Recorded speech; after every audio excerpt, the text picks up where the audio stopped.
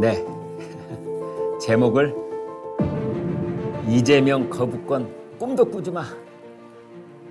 바랄 걸 바라야지. 바랄 걸 바라야지. 그래서 지금 야권은 물론이고 이제 여권에서조차 우리나라 사법 시스템은 물론이고 나라의 앞날을 걱정하는 양식 있는 목소리들은 이제 국회까지 다 통과를 해버렸으니 마지막으로 남아있는 허들은 대통령의 이제 거부권이라고 할 수 있는데, 제발 이재명 대통령이 헌법을 생각한다면 이 사법 3법은 거부를 해야 된다라는 목소리가 곳곳에서 나오고는 있습니다만, 그러나 어제 오늘 이재명 대통령이 SNS에 올린 글을 보건대는 정말 꿈도 꾸지 마라. 택도 없다.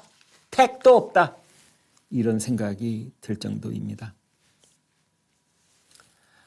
정청래 민주당 대표를 포함해서 그쪽의 강경파들은 입만 열면 조희대 대법원장 사퇴하라. 사퇴에도 타이밍이 있다. 별의별 말 다 들어봤습니다만 아무튼 거세게 압박을 하고 있는데, 탄핵당하지 말고 사퇴해라 이런 협박으로 들립니다.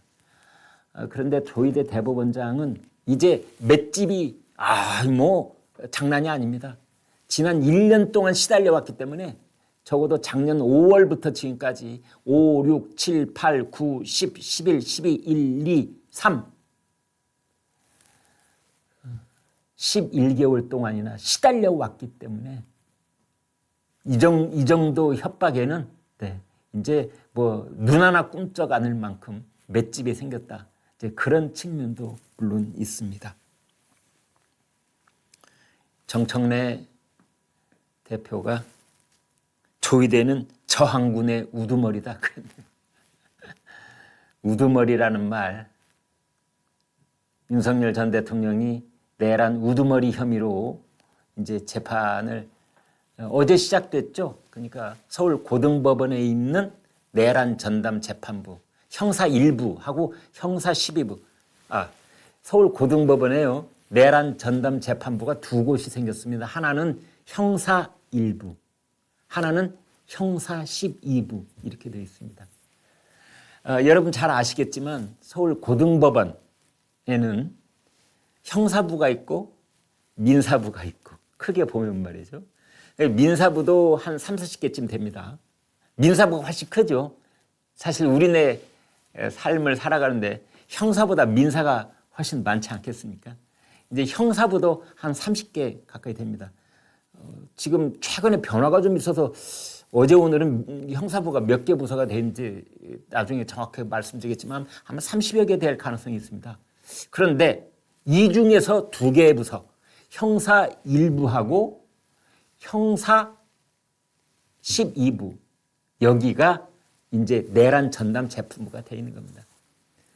그래서 형사 1부는 뭘 하느냐? 윤석열 전 대통령이 왜 한남동 관저에 공수처 수사관들이 왔을 때 그 못 들어오게 막았잖아요. 그래서 그게 특수 공무집행 방해가 되어 있는 겁니다.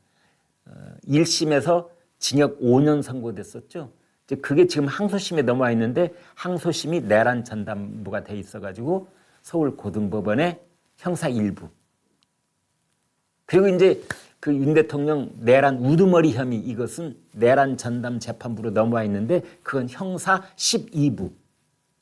형사 12부에서는 한덕수 전 총리의 내란 중요 임무 종사, 그것도 담당하고 있습니다. 그게 오늘 이제 시작이 됩니다. 오늘 이제 그렇게 되어 있습니다. 아무튼 그 내란 우두머리라는 말, 그 우두머리라는 말에 이제 재미가 들렸는지 그 말을 자꾸 써야만 선거 국면에 유리하다고 봤는지는 모르지만, 조희대 대법원장을 저항군 우두머리다 그랬네요. 말 잘못 쓴 거 아닙니까? 왜냐하면 저항군이라는 말은 꽤 긍정적인 그런 이미지가 저는 떠오르거든요. 미래 SF 그 영화를 보면은요, 제가 영화 제목도 몇 개 들 수 있습니다. 거기에서 인공지능이냐 로봇 기계가 인류를 다 망가뜨려 놓고 자기네들이 지배하고 있을 때 거기에 맞서 싸우는 정의의 군대가 저항군입니다. 네. 그게 저항군이에요. 정청래 이 양반 이거 아는지 모르는지 조희대 대법원장을 저항군이라고 했네. 저항군? 아, 그런 의미에서는 저항군 맞겠네. 예? 그죠? 제가 하는 말이 아니라 정청래가 한 말입니다. 저항군 맞네. 그쵸? 예? 송 PD님 안 그래요? 네, 갑자기 그렇다는 생각이 드네. 정청래 후회하고 있을지 모르겠네요. 아무튼 저항군 우두머리랍니다. 말 한번 잘 붙였네. 저항군 우두머리. 알겠습니까? 조희대 대법원장은 본인 싫든 좋든 지금 이제 그 우리나라 사법부의 수장으로서 지금 사법 3법 이거에 마지막으로 저항하고 있는 거 맞습니다. 이게 무너지면 우리나라 사법이 무너지고 한 국가의 사법이 무너지면 곧 그 나라의 민주정체가 무너진다는 뜻이고 곧 독재가 시작될 수도 있다는 뜻이기 때문에 정말 배수진을 친 심정으로 마지막까지 생사의 기로에서 창천에 호소하고 있는 조희대 대법원장의 심정일 겁니다. 저희 시청자들께서는 조희대 대법원장을 곱게 보지 않는 분들도 많이 계시더라고요. 그러길래 작년 5월에 파기환송하지 말고 파기 자판을 했어야지. 그때 작년 5월 1일 날 이재명 후보에게 피고인 이재명에게 선고를 내릴 때 유죄 취지로 돌려보내지 말고 그 자리에서 대법원에서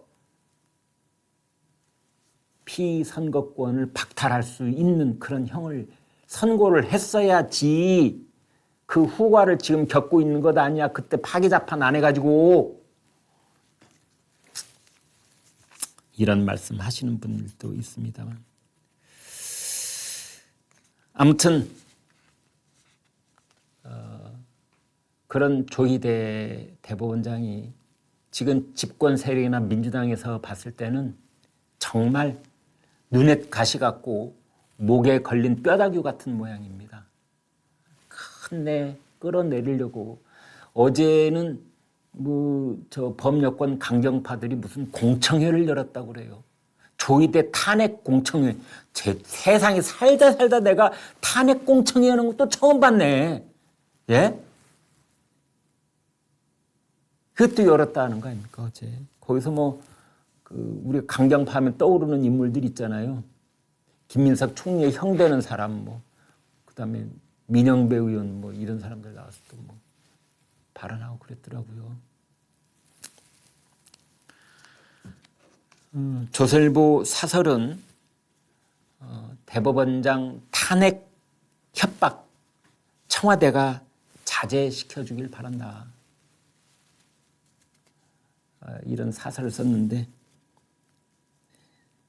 제발 청와대나 이재명 대통령이 좀 귀담아 들었으면 좋겠건만 글쎄요. 귓등으로나 들었을런지요. 왜냐하면 이재명 대통령이 옛날 그 트위터 그 X에 뭐라고 올렸느냐. 증거 사건 조작은 살인보다 나쁘다라고 말을 했습니다. 그러면 증거를 조작하고 사건을 조작한 건 누가 조작을 해? 검찰이 조작한다. 그러면 법 왜곡죄라고 하는 것은 이런 조작을 한 검사나 판사를 징역 10년까지 때리게 하겠다는 것이 법 왜곡죄 아닙니까?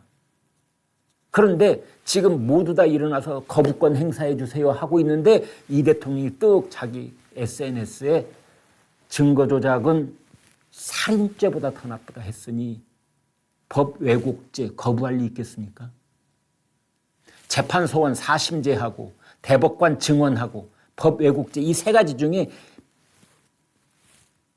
경중을 따지자면 법 왜곡죄가 가장 문제가 있다. 재판 소원죄가 가장 문제가 있다. 지금 그 두 가지에 대해서 지금 얘기들 하잖아요. 왜? 그건 곧바로 유연적 요소를 안고 있으니까. 그러고 있는데 그 이재명 대통령 SNS에 보면은 말이죠. 그 김성태 전 쌍방울 회장의 그 녹취 진술이 조작됐을 가능성이 있다는 신문 이 매체 기사를 거기 공유를 하면서 이걸 했어요. 그러니까 이재명 대통령도 참 어떨 때는 보통 사람은 납득거러워서 못할 일을 막 이렇게 서슴없이 할 때가 있는데 본인 관련돼 있는 사건이잖아요. 김성태의 진술이라는 건. 그런데 아무튼 그 기사, 그러니까 이재명 경기지사에게 돈을 준 사실이 없다. 검찰이 이재명 후보를 엮으려고 허위 진술을 회유한다. 뭐 이런 내용이 섞여 있는 것이었다고 해요. 이제 네, 아이고 속보 제가 카메라만 쳐다보고 있느라고 속보 모니터를 못 봤네요. 예, 사법 3법 의결했답니다. 국무회의에서 오늘 의결을 했다는 건데요. 국무회의에서 의결을 하면은 이제 공포하는 것이지요. 입 아프게 엉뚱한 얘기했네. 죄송합니다. 그렇습니다.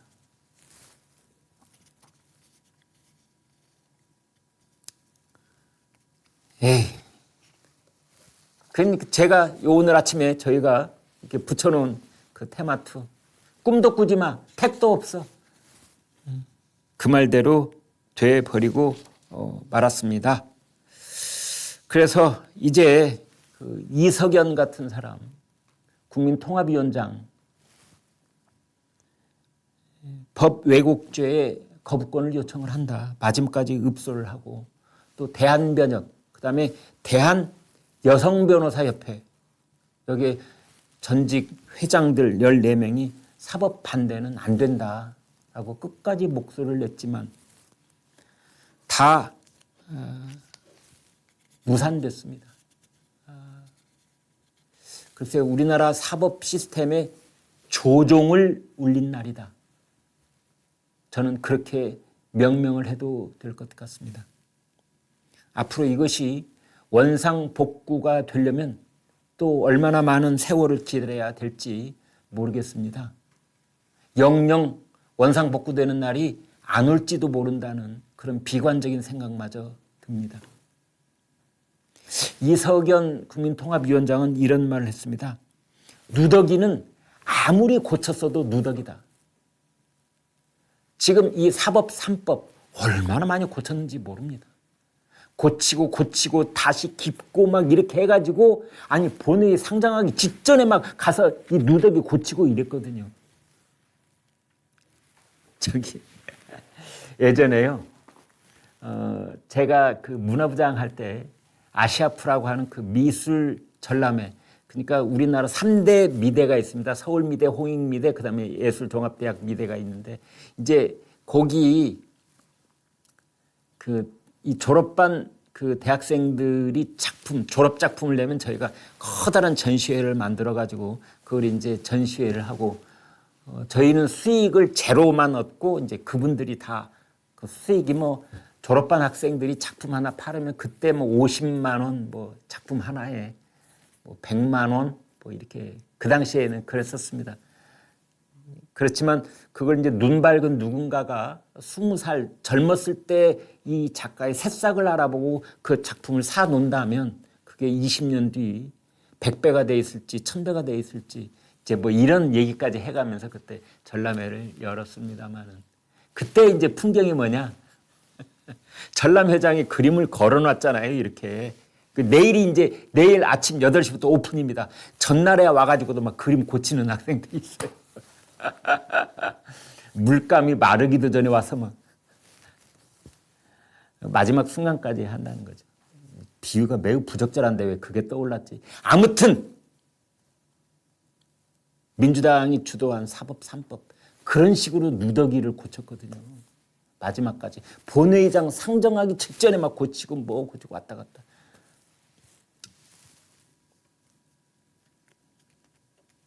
이석연 위원장이 아무리 고쳐봤자 쓸데없다. 그 유언이야, 유언. 왜냐하면 우리나라 헌법은 대법원이 최고 법원이라고 되어 있어요. 그런데 대법원에서 최종적으로 내린 판결을 헌법재판소가 한 번 더 하게 한다? 이거 당연히 위헌이지. 우리 법에 대법원 판결이 최고 법원인데 지금 민주당 쪽에서 그동안 뭐라고 했느냐. 독일에도 헌법재판소에서 재판을 해. 사심제야. 거기는 독일. 거기도 우리나라 못지않은 자유민주주의 국가 아니야. 거기도 한다고. 그런데요. 독일은 헌법이라는 말을 쓰지 않고 우리의 헌법에 해당되는 말이 연방기본법이라고 합니다. 그 연방기본법에 뭐라고 되어 있느냐. 독일은 헌법재판소가 최고 법원으로 연방기본법에 되어 있습니다. 따라서 독일은 위헌이 아닙니다. 그런데 우리 헌법은 대법원이 최고 법원으로 되어 있어서 재판소원, 사심제는 묻지도 따지지도 말고 이건 그 자리에서 그냥 위헌이 되는 겁니다. 그런데 오늘 국무위에서 의결을 한 것 같아요. 속보 제목만 봤습니다만 의결이라는 말이 그 말일 겁니다. 그럼 이제 공포하는 거죠. 대통령이 공포하면 바로 이제 발효가 되는 거죠.